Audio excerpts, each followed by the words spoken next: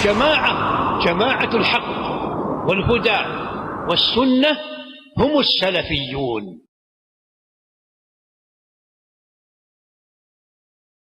الحمد لله رب العالمين والصلاة والسلام على أشرف الأنبياء والمرسلين نبينا محمد وعلى آلہ وأصحابہ أجمعین. معزز حاضرین، دل کے جو اعمال ہیں جن سے متعلق ایک بندہ اگر کسی اور کے لیے وہ عمل بجا لائے تو شرک میں واقع ہو سکتا ہے، اس سے متعلق بات چل رہی تھی. تو کل کے درس میں ہم نے صرف اللہ رب العالمین ہی سے محبت اور اللہ ہی کے لیے محبت کرنا اور اللہ کے ساتھ اللہ جیسی محبت کرنا کسی اور کے لیے، چاہے وہ انسان ہو، اولاد ہو، تجارت ہو، مال ہو، یہ شرک ہے. یہ باتیں سن رہے تھے. دو روایتیں باقی رہ گئی تھیں، دو دلیلیں، اس کو سن کر کے ہم اس کے بعد والا باب پڑھنے کی کوشش کریں گے. شیخ الاسلام محمد بن عبد الوہاب رحمۃ اللہ علیہ فرماتے ہیں، حضرت ابن عباس رضی اللہ عنہما نے فرمایا، یہ موقوف روایت ہے، یعنی صحابی کا قول ہے، اللہ کے نبی صلی اللہ علیہ وسلم کی روایت نہیں ہے. فرماتے ہیں، من احب فی اللہ و ابغض فی اللہ، جو اللہ کے لیے محبت کرتا ہے اور اللہ کے لیے کسی سے نفرت کرتا ہے، ووالا فی اللہ، اور اللہ کی خاطر کسی سے دوستی کرتا ہے، وعادا فی اللہ، اور اگر کسی سے دشمنی کرتا ہے تو اللہ کے لیے دشمنی کرتا ہے، فإنما تنال ولایۃ اللہ بذلک. اگر کوئی شخص یہ چار باتیں صرف اللہ کے لیے کرتا ہے تو وہ اللہ کا ولی ہے. تو ایسے شخص کو اللہ کی ولایت اس بنیاد پر نصیب ہوتی ہے، اللہ کے لیے محبت کرنا اور اللہ کے لیے نفرت کرنا. یعنی ہم کسی سے نفرت کرتے ہیں تو نفرت کی بنیاد اللہ رب العالمین کا دین ہو، نفرت کی بنیاد اللہ رب العالمین کے احکامات ہو، نفرت کی بنیاد اس کا شرک ہو، اللہ سے دشمنی ہو. ایسا نہیں کہ ہم اپنی ذات کے لیے کسی کے دشمن بن جائیں یا اپنی ذات کے لیے ہم کسی سے نفرت کرنے والے بن جائیں. اور اگر کسی سے دشمنی بھی کرتے ہیں، لڑائی کرتے ہیں، تو اللہ رب العالمین کی خاطر اس سے دشمنی کریں اور اللہ رب العالمین ہی کی خاطر اس سے محبت کریں. لیکن آج انسان کا معیار الگ ہے. آگے فرماتے ہیں، وَلَن يَجِدَ عَبْدٌ طَعْمُ الْإِيمَانِ، حقیقی معنوں میں کوئی بھی اللہ کا بندہ ایمان کا مزہ نہیں چکھ سکتا. وَإِن كَثُرَتْ صَلَاتُهُ وَصَوْمُهُ، گرچہ وہ کثرت سے نماز پڑھنے والا ہو، کثرت سے روزے رکھنے والا ہو، حَتَّى يَكُونَ كَذَلِكَ، یعنی ایک شخص ہے جو نمازی ہے، روزوں کا اہتمام کرتا ہے، اس کے باوجود وہ اللہ کے لیے دوستی، اللہ کے لیے دشمنی، اللہ کے لیے محبت اور اللہ کے لیے نفرت نہیں کرتا، تو بہت زیادہ نمازیں پڑھنے اور روزہ رکھنے کے باوجود ایسا شخص ایمان کی حلاوت نہیں پائے گا. اور آگے فرماتے ہیں، وقد صارت عامۃ الناس وقد صارت عامۃ مؤاخات الناس علی امر الدنیا، آج لوگوں کا حال یہ ہے کہ ان کی دوستیاں، آپس کا بھائی چارہ صرف دنیاوی معاملے کی حد تک ہے. یعنی آج انسان کا معاملہ یہ ہے کہ اگر وہ کسی سے دوستی کیا ہے یا کسی سے دشمنی کیا ہے، اس کی بنیاد صرف دنیا ہے. آج آپ دیکھ لیں، انسان کے دوست کے ساتھ رہتے ہیں، اٹھتے بیٹھتے ہیں، ان سے اس کا تعلق صرف دنیا کی حد تک، یا تو وہ ان کے ساتھ مل کر کے گناہ کا کام انجام دیتا ہے، یا ان کے ساتھ مل کر کے وہ فضول باتوں میں وقت کو برباد کرتا ہے، یا ان کے ساتھ مل کر کے وہ کوئی چوری کرتا ہے یا اپنی آخرت کو برباد کرتا ہے. آج انسان کی دوستیاں بس اسی حد تک ہے کہ آخرت کا معاملہ ان کی دوستی میں دور دور تک نظر نہیں آتا. فرماتے ہیں عبداللہ بن عباس رضی اللہ عنہ، وَذَلِكَ لَا يَجْدِي عَلَىٰ أَهْلِهِ شَيْئًا، اگر یہی حالت رہی تو انسان کو یہ دوستی، یہ محبت کچھ بھی فائدہ نہیں دے گی، اس لیے کہ یہ دوستی اور یہ محبت اللہ کی خاطر نہیں ہے. ایک اور دلیل ہے، فرماتے ہیں حضرت عبداللہ بن عباس رضی اللہ عنہ، قرآن مجید میں اللہ کی یہ آیت ہے سورۃ البقرہ کی، وَتَقَطَّعَتْ بِهِمُ الْأَسْبَابُ، قیامت کے دن آپس کی ساری محبتیں ٹوٹ جائیں گی. شوہر بیوی کی محبت، باپ بیٹے کی محبت، بھائی بہن کی محبت، دوست دوست کی محبت، یہ ساری محبتیں اگر ان کا تعلق صرف دنیاوی حد تک ہے کہ ہم اولاد کی صرف دنیا بنانے کی فکر کرتے ہیں، ہم بیوی کو صرف دنیاوی حد تک درست رکھتے ہیں، یعنی یہ سارے تعلقات صرف دنیا کی حد تک ہیں، تو قیامت کے دن یہ سارے تعلقات ٹوٹ جائیں گے۔ آخرت میں یہ دوستیاں کچھ بھی کام نہیں آئیں گی، حتیٰ کہ دوست کا دشمن ہو جائے گا۔ قرآن کہتا ہے دوست کہے گا اپنے دوست سے، ایسا دوست جس سے وہ محبت صرف دنیا کے لیے کرتا تھا، یا بھائی کاش کہ میں اس شخص کو دوست نہ بنایا ہوتا، کاش کہ میں اس کو دوست نہ بنایا ہوتا، حسرت سے انسان وہاں پر کہے گا، اس لیے کہ اس کی دوستی سے وہاں وہ نقصان دیکھ لے گا اور وہ محبت اس کی بالکل ٹوٹ جائے گی۔ یا ویلتا لیتنی لم اتخذ فلانا خلیلا، ہائے افسوس کاش کہ میں فلاں کو اپنا دوست نہ بنایا ہوتا۔ اور اللہ نے ایک اور موقع پر فرمایا اس دن ساری دوستیاں محبتیں ٹوٹ جائیں گی، صرف متقی لوگ جو آپس میں اللہ کے لیے ایک دوسرے سے محبت کرتے تھے وہ محبت وہاں پر باقی رہے گی۔ یہ مطلب ہے اللہ کے لیے محبت کرنے کا، اور اللہ کی خاطر اور اللہ کے ساتھ ایسی محبت کسی اور کے لیے کرنا، یہ چیزیں شرک ہیں۔ تو چار باتیں ہیں جس کی وجہ سے انسان اللہ اپنے دل میں ایمان کا مزہ پائے گا۔ ایک اللہ کے لیے محبت ہو، ایک اللہ کے لیے نفرت ہو، ایک اللہ کے لیے دوستی ہو، ایک اللہ کے لیے دشمنی ہو۔ یہ چار باتیں ہیں تب پھر اس کی نماز روزہ فائدہ دیں گے۔ یہ چار چیزیں نہیں ہیں، گرچہ وہ نمازی ہو، گرچہ وہ بہت زیادہ روزے رکھنے والا ہو، تو اسے آپس کی دوستی محبتیں کچھ بھی فائدہ نہیں دیں گے اور نہ ہی وہ ایمان کا مزہ چکے گا۔ تو اس کے بعد ایک اور باب ہے، یہ باب بہت اہم ہے کہ اس میں بھی دل کی ایک حالت کا بیان ہے جس میں اگر انسان غافل ہوا یا ان باتوں سے جاہل رہا تو وہ شرک کر بیٹھے گا۔ باب ہے اللہ رب العالمین کا یہ قول انما ذالکم الشیطان یخوف اولیاء فلا تخافوهم وخافون ان کنتم مؤمنین۔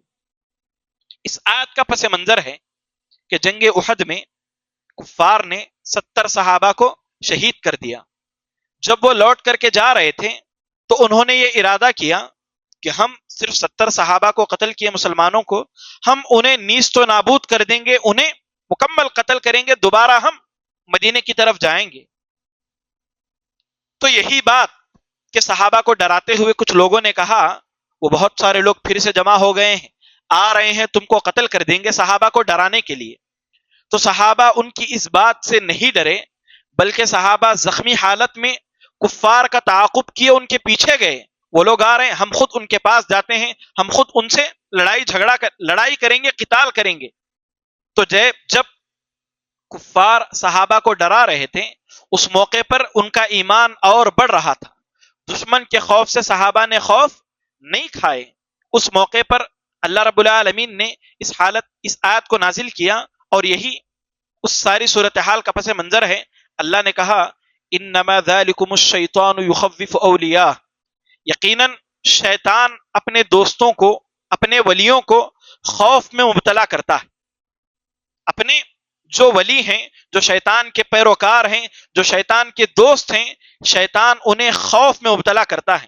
عجاب دیکھیں، جس کے دل میں بھی اللہ کا خوف جتنا کم ہے، اتنا ہی اس کے دل میں بیماریوں کا خوف ہے، دشمن کا خوف ہے، غریب ہو جانے کا خوف ہے، گھر چھن جانے کا خوف ہے، پتہ نہیں کیسا کیسا خوف اس کے دل میں جمع ہو گیا ہے۔ یہ شیطان کا دوست ہے، جو شیطان نے اس کے دل میں اپنا خوف پیدا کر دیا ہے۔ اللہ ایسے تمام لوگوں سے، مجھ سے، آپ سے فرماتا ہے جن کے دل کی یہ حالت ہے، فلا تخافوہم وخافون ان کنتم مؤمنین، تم لوگ اس سے خوف مت کھاؤ، یعنی دنیا کا جو خوف ہے اس سے خوف مت کھاؤ، یقیناً تم لوگ مجھ سے ڈرو، یہی اگر تم ایمان والے ہو، یعنی اگر تم واقعی معنوں میں ایمان والے ہو تو کس سے ڈرو؟ صرف اللہ سے ڈرو۔ دنیا کے جتنے بھی خوف تمہارے دلوں میں جمع ہیں، ان تمام خوف کا، ان تمام ڈر کو اپنے دل سے نکال دو۔ بنیادی طور پر خوف کی دو قسمیں، ایک خوف السر، ایسا خوف جو چھپا ہوا ہے، اور ایک ہے فطری خوف، یعنی نیچرل، ہر آدمی ڈرتا ہے۔ خوف السر کسے کہتے ہیں؟ جس میں تین باتیں ہوں، اور ایسا خوف صرف اللہ کا حق ہے۔ وہ تین باتیں کیا ہیں؟ ایک آدمی ایسے شخص سے ڈر رہا ہے، یا ایسی چیز سے یا ایسی ذات سے ڈر رہا ہے جو غائب ہے، جو دیکھ نہیں سکتی۔ مثال کے طور پر میسور کا رہنے والا ایک شخص ایسے آدمی سے ڈر رہا ہے جو دلی میں ہے یا مدراس میں کہیں پر ہے۔ کیوں ڈر رہا ہے؟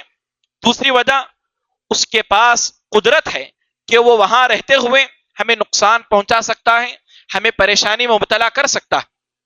دو باتیں، ایک تو وہ شخص غائب ہے، دوسرا یہ عقیدہ ہے ڈرنے والے کا کہ اس کے پاس کیا ہے؟ قدرت ہے کہ اگر ہم اس کی بات نہیں مانیں گے یا اس کا کہا نہیں مانیں گے تو وہ ہمیں اتنی دور رہتے ہوئے کیا کر سکتا ہے؟ پریشانی میں، نقصان میں، مصیبت میں مبتلا کر سکتا ہے۔ اور اس وجہ سے تیسری بات، وہ آدمی کیا کرتا ہے؟ اس دور رہنے والے غائب شخص کی عبادت کرنے والا بن جاتا ہے۔ ایک تو غائب موجود نہیں ہے، ایسے شخص سے ڈرتا ہے۔ دوسرا، اس وجہ سے ڈرتا ہے کہ اس کے پاس قدرت ہے کہ وہ ہمیں نقصان دے سکتا ہے، پریشانی میں مبتلا کر سکتا ہے۔ اور تیسری بات یہ کہ اس وجہ سے وہ اس کی عبادت بھی کرنے لگتا ہے۔ یہی خوف اگر اللہ کے لیے ہو تو عبادت ہے، یہی خوف اگر کسی انسان کے لیے ہو تو کیا ہے؟ یہ شرک ہے۔ اللہ موجود ہے، اللہ رب العالمین ہماری آنکھوں سے غائب ہے، غائب ہونے کے باوجود ایمان بالغیب ہے ہمارا کہ ہم اللہ پر، اللہ غائب ہے، ہمیں نظر نہیں آتا، اس کے باوجود ہم اللہ پر کیا رکھتے ہیں؟ ایمان رکھتے ہیں۔ کیوں اللہ پر ایمان رکھتے ہیں؟ اللہ کی قدرت ہے کہ اللہ ہمیں ایمان نہ لائیں تو کیا کر سکتا ہے؟ نفع بھی دے، نقصان دے سکتا ہے، جہنم میں ڈال سکتا ہے۔ اللہ کے پاس قدرت ہے، اس قدرت کی بنیاد پر اللہ غائب ہے، اس کے باوجود ہم اللہ سے ڈرتے ہیں، ڈر کر کے کیا کرتے ہیں؟ ہم اللہ کی عبادت کرتے ہیں۔ یہ خوف السر ہے، یعنی چھپا ہوا ڈر جو صرف اللہ کا حق ہے۔ اب اگر کوئی شخص کسی پیر، کسی ولی سے جو غائب ہیں ان سے ڈرتا ہے، اور ان کے بارے میں اس کا یہ عقیدہ ہے کہ پیر ولی کے پاس یہ قدرت ہے کہ وہ ہمیں نفع اور نقصان دے سکتے ہیں، اس وجہ سے وہ پیر یا ولی کی عبادت کرنے لگ جاتا ہے، تو یہ کیا ہے؟ خوف کے معاملے میں شرک ہے۔ اور آج ایسا ہوتا ہے، بہت سارے لوگ ولیوں سے ڈرے ہوئے کہ اگر ولی ناراض ہو گئے، انہوں نے اپنا ہاتھ ہمارے سر سے اٹھا لیا، تب پھر ہم کیا ہو جائیں گے؟ تباہ ہو برباد ہو جاؤں گے۔ اور اس ڈر کی وجہ سے وہ ان کا کہا مانتے ہیں، وہ اللہ کے خلاف، شریعت کے خلاف، نبی کی سنت کے خلاف حکم دے تب بھی وہ کیا کرتے ہیں؟ ان کی بات مانتے ہیں۔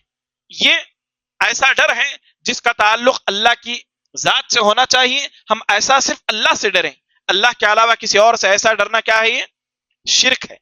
ایک ہوتا ہے فطری خوف، میں اور آپ اچانک یہاں پر سانپ آ جائے تو ڈر جاتے ہیں، اچانک راستے میں شیر نکل آئے تو ہم کیا ہوتے ہیں؟ ڈر جاتے ہیں۔ بسا اوقات ایک مجرم، گرچہ وہ موحد ہے، مسلمان ہے، پولیس سے کیا ہوتا ہے؟ وہ ڈرتا ہے۔ ایسا ڈر فطری ڈر ہے، اس پر اللہ کے یہاں مواخذہ نہیں ہے۔ موسیٰ علیہ الصلوۃ والسلام نے ایک آدمی کو گھونسا مارا، وہ آدمی مر گیا۔ فرعون کے دربار میں بات ہونے لگی کہ موسیٰ کو پکڑو، قید کرو۔ ایک نیک آدمی نے موسیٰ علیہ الصلوۃ والسلام کو بتا دیا کہ تمہارے قید کی پلاننگ چل رہی ہے۔ موسیٰ علیہ الصلوۃ والسلام ڈر کر کے، خوف کی حالت میں مصر کو چھوڑ کر کے چلے گئے۔ اسی طرح موسیٰ علیہ الصلوۃ والسلام کو اللہ نے عصا دیا تھا، وہ عصا آپ زمین پر ڈالیں تو کیا ہوتا تھا؟ اژدہے کی شکل اختیار کرتا تھا۔ پہلی مرتبہ جب موسیٰ علیہ الصلوۃ والسلام نے وہ لاٹھی ڈالی، وہ اژدہا بن گیا۔ وَلَّا مُدْبِرًا وَلَمْ يُعَقِّبْ، موسیٰ علیہ الصلوۃ والسلام پھر کر کے بھاگ گئے، مڑ کر کے نہیں دیکھا۔ اللہ نے کہا اے موسیٰ مت ڈرو، تب آپ دوبارہ واپس آئیں اور وہ سانپ اژدہا دوبارہ اصلی شکل میں آئے۔ تو یہ بھی فطری ڈر ہے، فطری ڈر ہے یہ بھی۔ حضرت ابراہیم علیہ الصلوۃ والسلام بھی فطری ڈر ان کے پاس بھی تھا کہ ایک مرتبہ کیا ہوا؟ فرشتے انسانی شکل میں آئے، ابراہیم علیہ الصلوۃ والسلام مہمان سمجھ کر کے ان کے سامنے کھانا پیش کیے، لیکن فرشتے نہیں کھا رہے تھے۔ تو موسیٰ ابراہیم علیہ الصلوۃ والسلام کو ڈر ہوا، فأوجس منہم خیفہ، آپ ان سے خوف محسوس کرنے لگے، اس لیے کہ یہ دوست ہوتے تو میرا کھانا کھاتے، کھا نہیں رہے ہیں تو مطلب یہ کہ مجھے نقصان پہنچانے کے لیے آئے ہیں۔ ان سے حضرت ابراہیم علیہ الصلوۃ والسلام ڈرنے لگے۔ تو فرشتوں نے کہا مت ڈرو، ہم اللہ کی طرف سے فرشتے بھیجے گئے ہیں جو فلاں قوم پر اللہ کا عذاب نازل کرنے کے لیے آئے ہیں۔ تو فطری خوف یہ ہم سے، آپ سے بھی ہوتا ہے، ہم سے بھی ہوتا ہے اس سے شریعت میں کوئی مواخذہ نہیں ہے اور نہ ہی یہ چیز شرک ہے. لیکن یہ خوف، فطری خوف، اگر اس حد تک ہو جائے کہ ایک آدمی سانپ سے ڈر کر کے اس کی عبادت کرنے والا بن جائے، ایک آدمی دشمن سے ڈر کر کے، دشمن اگر غلط کام کرنے کا بھی حکم دے تو وہ اس کی بات مان رہا ہے، تو یہ خوف کیا ہو جائے گا؟ کبیرہ گناہ ہو جائے گا. اور اگر اللہ جیسا اس سے ڈرنے لگ جائے تو یہ چیز کیا ہو جائے گی؟ شرک ہو جائے گی. یہ پہلی دلیل ہے کہ اللہ نے اس آیت میں کہا اللہ کے علاوہ اللہ جیسا خوف کوئی کھاتا ہے تو یہ کیا ہے؟ شرک ہے. حقیقی معنوں میں موحد اللہ سے ڈرتا ہے، یہ ایمان کی علامت ہے. دوسری دلیل جو محمد بن عبد الوہاب رحمۃ اللہ علیہ نے دی ہے، فرماتے ہیں انما یعمر مساجد اللہ، یقیناً مساجد کو آباد کرنے والے وہ ہیں جو اللہ پر، یوم آخرت پر ایمان رکھتے ہیں، وہ اقام الصلاۃ، اور نماز ادا کرتے ہیں، زکوٰۃ ادا کرتے ہیں، ولم یخش الا اللہ، ایسے لوگ اللہ کے علاوہ کسی سے نہیں ڈرتے. اللہ کے علاوہ ایسے لوگ کسی سے نہیں ڈرتے. کون ہیں وہ لوگ جو اللہ کے علاوہ کسی سے نہیں ڈرتے؟ اللہ پر ایمان رکھنے والے، آخرت پر ایمان رکھنے والے، نماز ادا کرنے والے، زکوٰۃ ادا کرنے والے. یہ چار باتیں جن کے اندر ہیں، وہ دعویٰ کریں کہ ہم اللہ سے ڈرتے ہیں تو وہ اپنے دعوے میں سچے ہیں. ایک شخص ہے نماز نہیں پڑھتا، اللہ پر ایمان کا دعویٰ بھی کرتا ہے اور زکوٰۃ بھی ادا نہیں کرتا، اس کے باوجود یہ دعویٰ ہے کہ وہ اللہ سے ڈرتا ہے، یہ اپنے دعوے میں جھوٹا ہے. اللہ سے ڈرتا تو یہ کیا کرتا؟ اللہ پر حقیقی ایمان لاتا، آخرت پر ایمان لاتا، نماز قائم کرتا اور زکوٰۃ دیتا. یہاں پر اللہ نے اللہ سے ڈرنے کے لیے خوف کے بجائے خشیہ کا لفظ استعمال کیا ہے. خشیہ اور خافہ، ان دو لفظوں میں کیا فرق ہے؟ اہل علم لکھتے ہیں خشیہ ایسا خوف کہ جس میں آدمی جس سے ڈر رہا ہے اس کے بارے میں اسے علم ہے، اس کے بارے میں اسے علم ہے اور وہ اس کی قدرت کی وجہ سے ڈر رہا ہے. تو اللہ نے یہاں پر کہا جو نماز پڑھتا ہے، اللہ پر ایمان رکھتا ہے، زکوٰۃ دیتا ہے، اسے اللہ کے بارے میں علم ہے اور اسے اللہ کی قدرت کا پتہ ہے، اس لیے وہ اللہ سے خوف کھا رہا. تو خوفہ اس میں فطری خوف بھی ہے اور اللہ کی ذات سے جیسا خوف کھانا ہے وہ خوف بھی مراد ہے. لیکن خشیہ اس میں ایسا خوف مراد ہے جس میں ڈرنے والے کو جس ذات سے وہ ڈر رہا ہے اس کا علم بھی ہوتا ہے اور اس کی قدرت کا بھی اسے یقین ہوتا ہے. مسجد کو آباد کرنے کا کیا مطلب ہے؟ مسجد کو آباد کرنے کے دو معنی ہیں. ایک حصی طور پر آباد کرنا، یعنی مسجد بنانا، تعمیر کرنا، مسجد میں اس کی ضرورت کی جو چیزیں ہیں وہ چیزیں لا کر کے دینا، یہ مسجد کو حصی طور پر آباد کرنا ہے. ایک معنی مسجد کو آباد کرنے کا یہ ہے کہ مسجد سے محبت ہو، مسجد کی پاکی صفائی میں حصہ لے، سب سے بڑھ کر کے مسجد میں عبادت کے لیے وہ آئے. یہ مسجد کو آباد کرنے کا مطلب ہے. بہت سارے لوگ ہیں جو شرک کرنے والے ہیں، وہ بھی مسجد کو آباد کرتے ہیں، لیکن مسجد کو آباد کرنے کی جو عبادت ہے وہ عبادت انہیں شرک کی وجہ سے کوئی فائدہ نہیں دے گی. اللہ کے خوف کے لیے انسان کو کیا کرنا چاہیے؟ خوف، اللہ سے ڈرنا اللہ کی عبادت ہے، اور ایسی عبادت اگر کسی اور کے لیے کریں تو یہ شرک ہو جائے گا. لیکن اللہ سے ڈرنے کے لیے ایک انسان کو کیا کرنا چاہیے؟ اہل علم کہتے ہیں اللہ سے ڈرنے کے لیے انسان کو اللہ کے بارے میں علم حاصل کرنا چاہیے. اللہ کون ہے، اللہ کی قدرت کیا ہے، اللہ کیا کر سکتا ہے، اللہ کیا کر رہا ہے، اللہ قیامت کے دن کیا کرے گا، اللہ کے پاس کتنی طاقت ہے. ان باتوں کی دلائل میں جتنی وضاحت ہے ان باتوں کا انسان کو علم حاصل کرنا ہے. ہم اللہ اکبر کہہ کر سجدے میں اللہ کے سامنے جھک جاتے ہیں. کیا مطلب ہے اللہ اکبر کا؟ اللہ سب سے بڑا ہے. اللہ کے نبی صلی اللہ علیہ وسلم فرماتے ہیں، ابو داؤد کی روایت سے صحیح روایت ہے، اللہ کے نبی نے کہا اللہ نے مجھے ایک بات سے منع کیا تھا، اب اللہ مجھے اس بات کی اجازت دیتا ہے کہ میں تمہارے سامنے وہ بات بیان کروں. پھر آگے اللہ کے نبی نے کہا اللہ رب العالمین کے جو فرشتے اللہ کا عرش اٹھائے ہوئے ان میں سے ایک فرشتہ اتنا بڑا ہے کہ کان کی لو سے کندھے تک جانے کے لیے تیز رفتار سواری میں 700 سال لگیں گے. اللہ کا فرشتہ جس کے کان کی لو سے کندھے تک جانے کی مسافت 700 سال، تو آپ اندازہ کریں وہ فرشتہ کتنا بڑا ہوگا. آپ اندازہ کریں عرش کتنا بڑا ہوگا. آپ اندازہ کریں اللہ رب العالمین کی ذات کتنی بڑی ہوگی، جس ذات کا اعتراف کرتے ہوئے اللہ اکبر کہہ کر ہم سجدے میں جاتے ہیں۔ انسان اللہ کی قدرت، اللہ کی طاقت کا علم حاصل کرے گا تو کیا ہوگا؟ اسے اپنی کمزوری کا، اپنی بے بسی کا احساس ہوگا۔ وہ اللہ سے ڈر کر کے اللہ کے خوف کے سائے میں زندگی بسر کرے گا، گناہوں سے بچے گا، آخرت کا احساس اس کے اندر پیدا ہوگا۔ قرآن کہتا ہے اَيَحْسَبُ الْإِنسَانُ أَن لَّن يَقْدِرَ عَلَيْهِ أَحَدٌ، کیا انسان یہ گمان کرتا ہے کہ کسی کا اس پر کنٹرول نہیں؟ آج انسان کی زندگی ایسی ہے، وہ ایسے زندگی بسر کر رہا ہے کہ وہ یہ سمجھتا ہے کہ کسی پر اس کا کنٹرول نہیں، جو چاہے کرتا ہے، جہاں چاہے جاتا ہے، جب من کرے عبادت کرتا ہے، جس سے چاہے لڑائی جھگڑا کرتا ہے، جس کو چاہے قتل کرتا ہے، جس سے چاہے نعوذ باللہ زنا کرتا ہے، پتہ نہیں کیا کیا خرافات کرتا ہے، اور وہ یہ سمجھتا ہے کہ اس پر کسی کا کنٹرول نہیں۔ کیوں؟ اس لیے کہ اسے اللہ کا خوف نہیں۔ اللہ کا خوف کیوں نہیں؟ اللہ کے بارے میں اسے علم نہیں۔ اللہ کے بارے میں مجھے اور آپ کو علم کرنا چاہیے، علم حاصل کرنا چاہیے، اس لیے کہ علم کے بغیر اللہ کا خوف یہ ناممکن ہے۔ اللہ نے قرآن مجید میں فرمایا انما یخشی اللہ من عبادہ العلماء، یقیناً اللہ سے حقیقی معنوں میں اللہ کے علم حاصل کرنے والے جو علماء ہیں وہی ڈرتے ہیں۔ ہمارے اندر اللہ کا خوف جس قدر ہوگا، جس قدر اللہ کی معرفت ہمارے اندر ہوگی، اسی قدر ہم اللہ سے کیا کریں گے؟ ڈریں گے۔ آج کا انسان جری اور گنہگار فاسق اس لیے ہے، اور اللہ اس لیے کہ اس کے اندر اللہ کی معرفت نہیں ہے، اور اللہ کی معرفت نہ ہونے کی وجہ سے اللہ رب العالمین کا خوف بھی اس کے اندر نہیں ہے۔ اس کے بعد ایک اور آیت ہے دلیل کے طور پر اللہ کے خوف سے متعلق، محمد بن عبد الوہاب رحمۃ اللہ علیہ لائے ہیں۔ اللہ فرماتا ہے وَمِنَ النَّاسِ مَن يَقُولُ، لوگوں میں سے کچھ ایسے لوگ ہیں آمنا باللہ، جو کہتے ہیں کہ ہم اللہ پر ایمان لائے۔ میرا اور آپ کا دعویٰ ہے نا کہ ہم اللہ پر ایمان لائے، لیکن ایمان لانے کے بعد ان کی حالت کیا ہے؟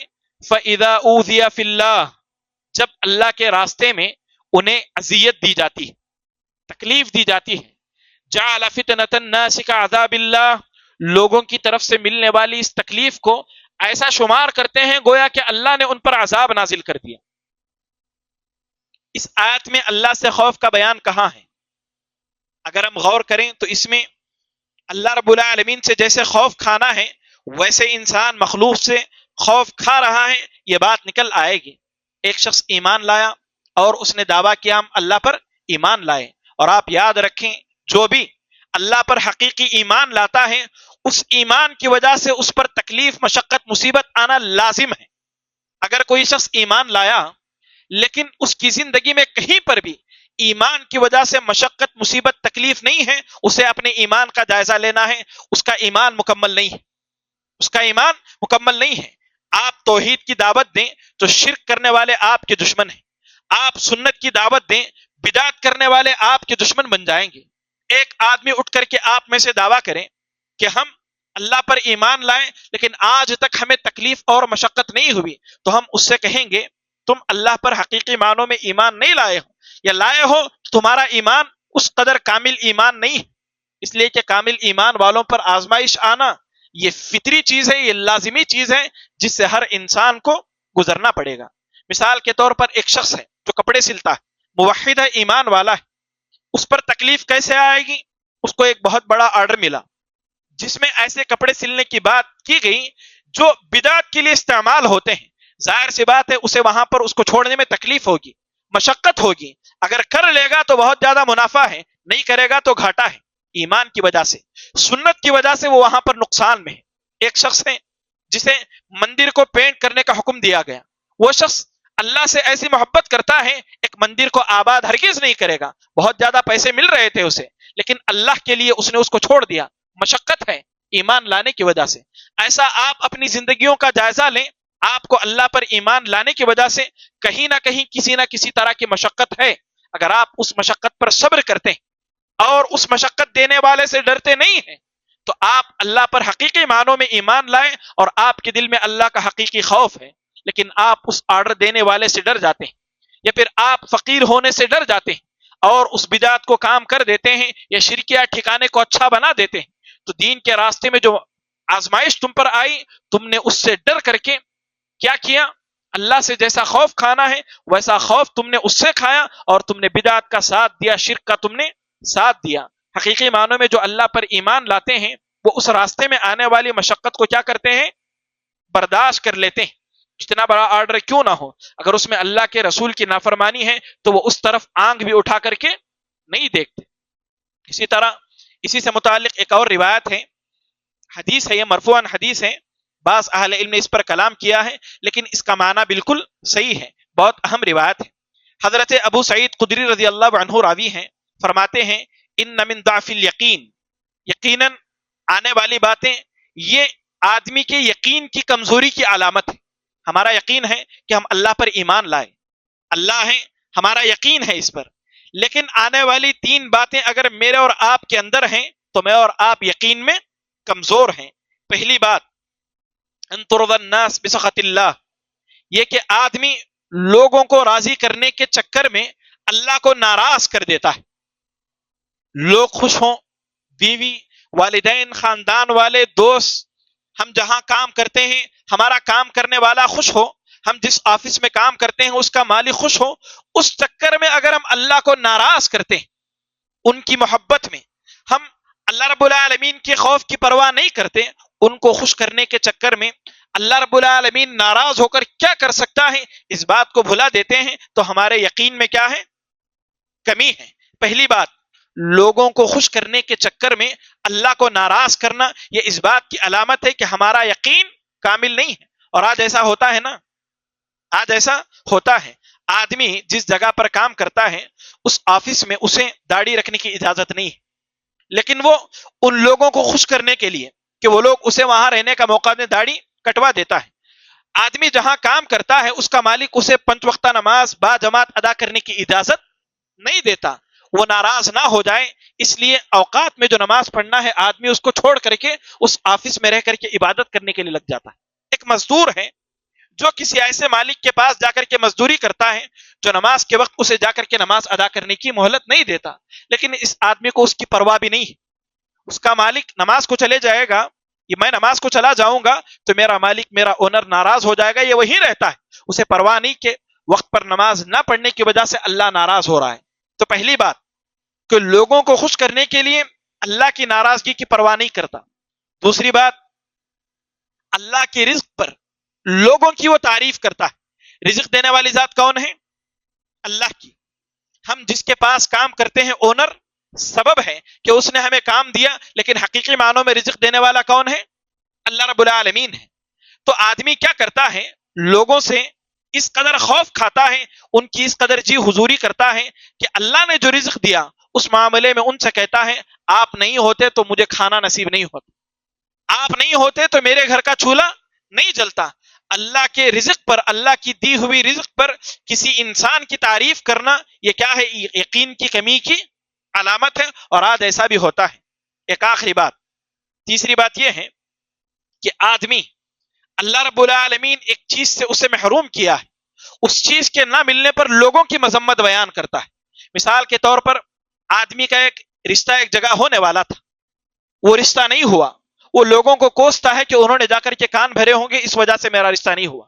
ایک بہت بڑی ڈیل ہونے والی تھی، وہ لوگوں کو دوش دیتا ہے کہ اس آدمی نے کچھ کیا ہوگا جس کی وجہ سے یہ معاملہ نہیں ہوا۔ ایک بہت اچھی جاب ملنے والی تھی، اچانک اس کو وہاں سے نکال دیا گیا، وہ یہ سمجھتا ہے کہ اس آدمی کی وجہ سے ایسا ہوا۔ تو حقیقت میں اس طرح نقصان میں مبتلا کرنے کا اختیار کس کے پاس ہے؟ اللہ کے پاس ہے۔ اگر کوئی شخص کسی چیز سے محروم ہو جانے کے بعد کسی انسان کو دوست دے، اس کی مذمت بیان کرے، تو یہ یقین میں کمی کی علامت ہے۔ 3 باتیں ہیں۔ پہلی بات ہمارے اس مضمون سے متعلق ہے کہ ہم لوگوں سے خوف کھاتے ہوئے انہیں راضی کرنے کی فکر کریں، لیکن اللہ کی ناراضگی کا، اللہ کے خوف کا ہمیں لحاظ نہ ہو۔ دوسری بات ہم کیا کریں؟ اللہ رزق دیتا ہے، لوگوں کی تعریف کریں کہ آپ نہیں ہوتے تو ایسا معاملہ ہوتا۔ اور تیسری بات، اللہ نے ایک چیز نہیں دی لیکن ہم کیا سمجھتے ہیں؟ لوگوں کو اس کا سبب مان کر کے کہتے ہیں کہ تمہاری وجہ سے ایسا ہوا، یہ بھی یقین میں کمی کی علامت ہے۔ آگے ابو سعید خدری رضی اللہ عنہ فرماتے ہیں، اللہ کے نبی صلی اللہ علیہ وسلم نے فرمایا، یقیناً اللہ رب العالمین کی طرف سے جو رزق ہے، لا یجرہ حرص حریص، کسی بھی آدمی کی حرص، اللہ کی طرف سے آپ کو جو رزق ملنے والا ہے وہ آپ کے قریب نہیں کر سکتی۔ یعنی اللہ کی طرف سے ایک رزق آپ کو ملنے والا ہے، یا کوئی ایسا حریص ہے کہ اللہ کا رزق اسے ملے، جب تک اللہ نہیں چاہے گا وہ رزق اسے نہیں مل سکتا۔ اور آپ کو اللہ کی طرف سے کوئی رزق ملنے والا ہے، ایک شخص ناپسند کرتا ہے کہ آپ کو وہ چیز نہ ملے، تو جب تک اللہ نہ چاہے ایسا نہیں ہو سکتا۔ تو رزق دینا بھی اللہ کے اختیار میں ہے اور چھین لینا بھی اللہ کے اختیار میں ہے۔ بیچ میں جو انسان ایسا کام کرتا ہے کہ آپ کو وہ رزق نہ ملے یا ملنے پر ناپسندگی کا اظہار کرتا ہے، اس کا آپ کو رزق ملنے میں نہ ملنے میں کوئی رول نہیں ہے۔ یہ یقین کی کمی کی وجہ سے انسان ایسا سوچ بیٹھتا ہے۔ ایک آخری روایت ہے جس کو بیان کر کے میں اپنی بات مکمل کر دوں گا۔ یہ روایت ایسی ہے کہ حضرت معاویہ رضی اللہ عنہ، کون ہے حضرت معاویہ رضی اللہ عنہ؟ کون ہے حضرت معاویہ رضی اللہ عنہ؟ کون ہے؟ صحابی رسول ہیں اور اللہ کے نبی صلی اللہ علیہ وسلم کے صالح ہیں، کاتب وحی ہیں، اور اس کے علاوہ کئی ایک فضیلتیں آپ کے حق میں وارد ہوئی۔ حضرت معاویہ رضی اللہ عنہ نے ایک خط لکھا، کس کے نام؟ حضرت عائشہ رضی اللہ عنہا کے نام، کہ آپ مجھے نصیحت کیجئے، نصیحت بہت زیادہ لمبی نہ ہو، مختصر ہو اور جامع ہو۔ تو حضرت عائشہ رضی اللہ عنہا نے حضرت معاویہ رضی اللہ عنہ کو سلام کہا اور یہ حدیث لکھی۔ حدیث کیا ہے وہ؟ ان رسول اللہ صلی اللہ علیہ وسلم قال، اللہ کے نبی صلی اللہ علیہ وسلم نے فرمایا، من التمس رضا اللہ بسخط الناس، جو آدمی اللہ کی رضا تلاش کرتے ہوئے مخلوق کو ناراض کر دیتا ہے، اللہ کی رضا، اللہ کی محبت تلاش کرتے ہوئے مخلوق کو ناراض کر دیتا ہے، رضی اللہ عنہ وارض عنہ الناس، تو اللہ بھی اس سے راضی ہو جاتا ہے اور مخلوق کو بھی اس سے راضی کر دیتا ہے۔ مثال کے طور پر ایک آدمی آپ کو گناہ کی دعوت دے، جوا کھیلنے کی دعوت دے، چوری کرنے کی آدمی آپ کو دعوت دے، عین نماز کے موقع پر نماز کو چھوڑ کر کے کہیں اور جانے کی دعوت دے، آپ کہیں وہ ناراض نہ ہو جائے اس لیے اس کے ساتھ نہیں جاتے، بلکہ وہ جو بلا رہا ہے وہ آپ کا قریبی دوست ہے جس سے آپ کو محبت ہے، آپ پرواہ نہیں کرتے، وہ ناراض ہو، ملے نہ ملے، مجھے کوئی فرق نہیں پڑتا، میں اللہ کے لیے جاؤں گا، نماز پڑھوں گا۔ تو بظاہر تو وہ آدمی آپ سے ناراض ہو گیا کہ آپ نے اس کا ساتھ نہیں دیا، لیکن اللہ کیا کرے گا؟ اللہ بھی آپ سے راضی ہوگا، اس لیے کہ آپ نے اللہ کو راضی کرنے کے لیے اس کو ناراض کر دیا، اور حالت ایسی بنائے گا، موقع ایسا آئے گا کہ آپ کا وہ دوست بھی آپ سے راضی ہو جائے گا۔ یہ حضرت عائشہ حضرت معاویہ کے لیے جب انہوں نے نصیحت طلب کی، یہ حدیث بیان کر رہی ہیں کہ اللہ کو راضی کرنے کے چکر میں مخلوق ناراض ہو جائے تو اس کی رتی برابر بھی انسان کو پرواہ نہیں کرنی ہے۔ ہم اپنے گھر میں ہیں، ایک مشرک شرک کر کے غیر اللہ کے نام کا کھانا آپ کے گھر میں لا کر کے دے، وہ آپ کا پڑوسی ہے، آپ کو اس نے بہت زیادہ ساتھ دیا، مشکل وقت میں آپ بیمار تھے، بہت طرح کی اس نے مدد کی ہے، لیکن ایک غیر اللہ کے نام کا کھانا وہ آپ کے گھر میں لا کر کے دیں تو آپ اسے ٹھکرا دیتے ہیں، ہم نہیں کھائیں گے اس کو۔ آپ پرواہ نہیں کرتے کہ وہ مجھ سے ناراض ہو جائے گا، آئندہ وہ مجھ سے بھلائی نہیں کرے گا، آئندہ وہ مجھے کچھ بھی نہیں دے گا، اس تمام باتوں کی پرواہ کیے بغیر آپ اسے ناراض کر کے اللہ کو راضی کر کے اس کھانے کو ٹھکرا دیتے ہیں، تو اللہ آپ سے راضی ہو جائے گا، اور ایک وقت آئے گا کہ وہ آپ کا پڑوسی بھی آپ سے راضی ہو جائے گا۔ آگے فرماتی ہیں حضرت عائشہ رضی اللہ عنہا، اللہ کے نبی نے فرمایا، وَمَنِ الْتَمَسَ رِضَى النَّاسِ بِسَخَطِ اللَّهِ، اور جو آدمی لوگوں کو راضی کرنے کے لیے اللہ کو ناراض کرتا ہے تو ایسا وقت آئے گا کہ اللہ بھی اس سے ناراض ہو جائے گا، اور جن کو راضی کرنے کے لیے اس نے اللہ کو ناراض کیا تھا وہ تمام لوگ بھی اس سے ناراض ہو جائیں گے۔ تو اس بات سے آدمی کو خوف کھانا چاہیے کہ لوگوں کے خوف سے کہ وہ ہم سے دور ہو جائیں گے، یا میں ان سے ناراض ہو جاؤں گا تو مجھ سے ملے گا کون، سارے لوگ مجھ سے دور ہو جائیں گے، یہ خوف میں مبتلا ہوئے بغیر اللہ سے ڈرتے ہوئے ان تمام لوگوں کو ٹھکرا دیں جو اللہ سے اسے دور کرنے والے ہیں، ایسا خوف اللہ کو مطلوب ہے۔ تو یہاں پر ہم نے دو باتیں سنی، ایک اللہ سے محبت بھی ہو اور ایک اللہ سے خوف بھی ہو۔ ان دونوں چیزوں کے ساتھ انسان اللہ کی عبادت کرے، اللہ سے محبت کرتے ہوئے اللہ کی عبادت کرے، اللہ سے خوف کھاتے ہوئے گناہوں سے دور رہیں، ان دونوں باتوں کو لے کر کے بندہ ایمان لاتا ہے، تب اس کا ایمان معتدل رہتا ہے۔ ورنہ یا تو اللہ سے بہت زیادہ محبت یا اسی پر بھروسہ کر کے گناہوں سے نہیں بچتا، یا پھر اللہ سے اس قدر ڈرتا ہے کہ وہ تفرید کا شکار ہو جاتا ہے، بہت سارے فرقے گمراہ ہو گئے، اسی لیے وہ اللہ سے اس قدر ڈرتے ہیں کہ کبیرہ گناہ کرنے والا بھی ہمیشہ جہنم میں رہے گا، اس طرح کا دعویٰ کرتے ہیں۔ تو خوف اور محبت، امید اور خوف، یہ پرندے کے دو پروں کی طرح ہے۔ دو پر پرندے کے صحیح سے کام کرے تو پرندہ ہوا میں اڑتا ہے، ایک بھی اس میں ناکام ہو جائے تو پرندہ گر جاتا ہے۔ ٹھیک اسی طرح انسان کو اللہ کی محبت اور اللہ کا خوف، ان دونوں کو بیلنس کرتے ہوئے اللہ پر ایمان لانا چاہیے۔ یہ کچھ باتیں تھیں، انشاءاللہ اس کے بعد والے باب میں ایک اور عمل جس کا تعلق انسان کے دل سے ہے، اس سے متعلق سننے کی کوشش کریں گے۔ اللہ سے دعا ہے کہ اللہ رب العالمین ہم تمام کو دل کے جو بھی اعمال ہیں جن سے متعلق ایک بندہ شرک میں مبتلا ہو سکتا ہے، ان تمام اعمال کو صرف اللہ ہی سے لگانے کی اللہ ہم تمام کو توفیق نصیب فرمائے۔ اللہ ہمارے دل سے ہر طرح کا خوف ختم کر کے صرف اسی ذات سے محبت کرنے کی توفیق نصیب فرمائے، آمین تقبل اللہ رب العالمین۔ معزز حاضرین، جیسا کہ درس کے اختتام پر آپ لوگوں سے 3 سوالات کیے جاتے ہیں، آج کے 3 سوالات میں پہلا سوال یہ ہے، جو اللہ سے خوف کے بارے میں ہم نے باتیں سنی، خوف 2 طرح کا ہے، خوف 2 طرح کا ہے، خوف کی 2 قسمیں ہیں، وہ کون سی ہیں؟ ہاتھ اٹھانا جی، ہاتھ اٹھانا، تو کون بیان کریں گے؟ بتاؤ۔ خوف اور خوف کیا، خوف سر کا مطلب کیا ہے؟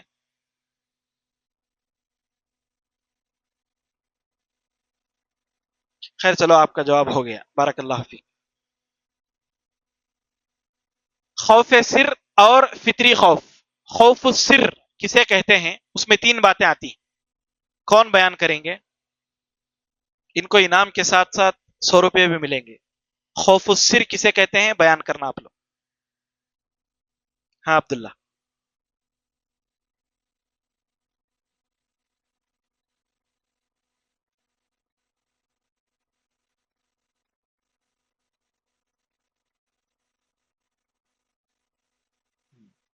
کس بات کی قدرت؟ خوف کھا رہے ہیں اس لیے کہ اس آدمی کے پاس قدرت ہے۔ کیسی قدرت ہے اس کے پاس؟ چلیے اس کے بعد، بارک اللہ فیک۔ خوف السر یہ اللہ کا حق ہے، اور یہ کیسا ڈر ہے کہ غائب چیز سے، غائب رہنے والے سے ڈرنا، اور کس وجہ سے ڈر رہے ہیں اس غائب شخص سے؟ کہ اس کے پاس قدرت ہے کہ وہ دور رہتے ہوئے، غائب رہتے ہوئے ہمیں کیا کر سکتا ہے؟ نقصان میں مبتلا کر سکتا ہے، اور اسی وجہ سے اس کی عبادت بھی کر رہے ہیں۔ اور یہ کس کا حق ہے؟ صرف اللہ رب العالمین کا حق ہے، بارک اللہ فیک۔ 3 باتیں ہیں، تیسرا سوال، جس کی وجہ سے آدمی کے یقین میں کمزوری آتی ہے، وہ 3 باتیں کیا ہیں؟ ہم نے سنا کہ 3 باتوں کی وجہ سے انسان کے اللہ پر اس کا جو یقین ہے اس میں کمی واقع ہوتی ہے، وہ 3 باتیں کیا ہیں؟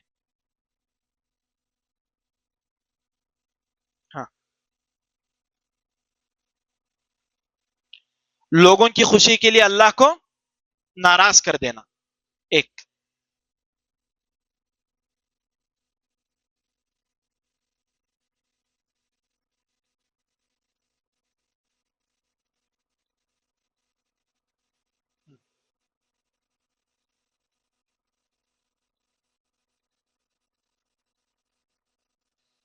ایک،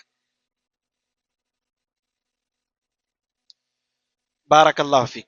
یعنی رزق دینے والی ذات کون ہے؟ اللہ کی۔ سبب جو بھی بنا ہے آپ اس کا شکریہ ادا کریں کہ الحمد شکریہ آپ نے مجھے کام دیا، لیکن رزق دینے والی ذات کون ہے؟ سبب کو اصل نہیں ماننا ہے، سبب سبب ہی رہے گا، اس سبب کو بنانے والا کون ہے؟ اللہ ہے۔ آپ ہی کی وجہ سے چولہا جلا، آپ نہیں ہوتے تو میں کھانا نہیں کھاتا، اس طرح کی باتیں جائز نہیں، درست نہیں۔ 2 باتیں ہو گئی۔ مطلب ایک چیز، آپ اس چیز سے محروم ہو گئے جو آپ چلی گئی، یا ایک رشتہ آپ کا فلاں جگہ نہیں ہوا، یا ایک بہت بڑا کانٹریکٹ ملنے والا تھا نہیں ملا، سبب جو بھی ہو آپ کو لگے کہ اس کی وجہ سے، اس کی وجہ سے، لیکن جس کا ایمان اللہ پر بہت زیادہ مضبوط ہوتا ہے، جس کا یقین مکمل ہوتا ہے، وہ کیا کرتا ہے؟ یہ کچھ بھی کر لیں، اللہ نے نہیں چاہا، شاید میرے لیے بہتر نہ ہو، اس لیے اللہ نے مجھے نہیں دیا، ایسا سوچتا ہے وہ. لیکن کمزور یقین والا کیا کرتا ہے؟ اس آدمی کی وجہ سے ایسا ہوا اور اس طرح وہ اپنے یقین کو کمزور کر لیتا ہے. بارک اللہ فی. یہ کچھ باتیں تھیں جس پر اللہ مجھے اور آپ کو عمل کرنے کی توفیق نصیب فرمائے، اور یہاں بیٹھنے کی وجہ سے اللہ رب العالمین ہماری زندگیوں میں، صحت میں، مال میں، عمر میں خیر و برکت عطا فرمائے. اس طرح ہم کو مزید اللہ کا علم، توحید کا علم حاصل کرنے کی توفیق نصیب فرمائے. آمین تقبل یا رب العالمین. سبحانک اللہم و بحمدک، اشہد ان لا الہ الا انت، استغفرک و اتوب الیک. وقل جاء الحق وزهق الباطل إن الباطل كان زهوقا